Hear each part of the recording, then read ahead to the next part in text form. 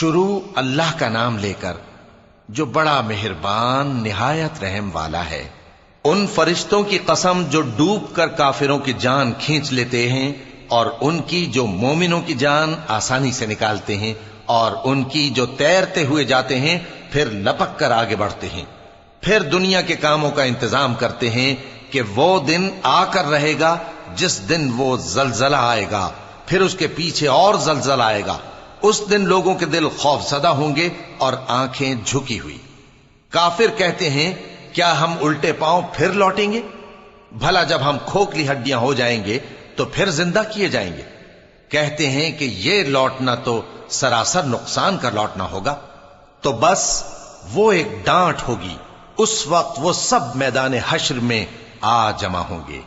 بھلا تم کو موسیٰ کی حکایت پہنچی ہے جب ان کے پروردگار نے ان کو پاک میدان یعنی طویٰ میں پکارا اور حکم دیا کہ فرعون کے پاس جاؤ کہ وہ سرکش ہو رہا ہے، پھر اس سے کہو کہ کیا تو چاہتا ہے کہ پاک ہو جائے اور میں تجھے تیرے پروردگار کا رستہ بتاؤں تاکہ تجھ کو خوف پیدا ہو؟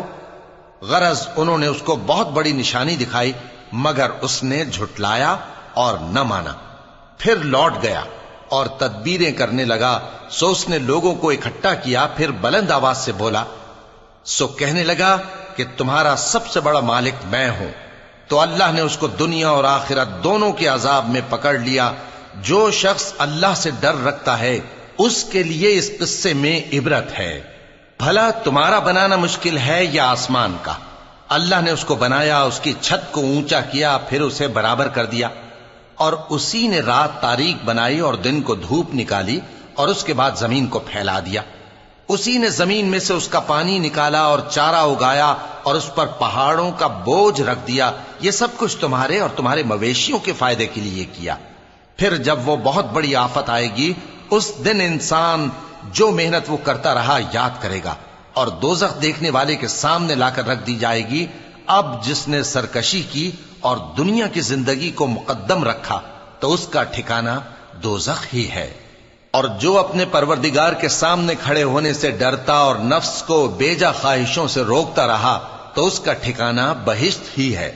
اے پیغمبر صلی اللہ علیہ وآلہ وسلم، لوگ تم سے قیامت کے بارے میں پوچھتے ہیں کہ اس کی آمد کب ہے، سو تم اس کے ذکر کی طرف سے کس فکر میں ہو؟ اس کا منتہا یعنی واقع ہونے کا وقت تمہارے پروردگار ہی کو معلوم ہے۔ جو شخص اس سے ڈر رکھتا ہے تم تو اسی کو ڈر سنانے والے ہو۔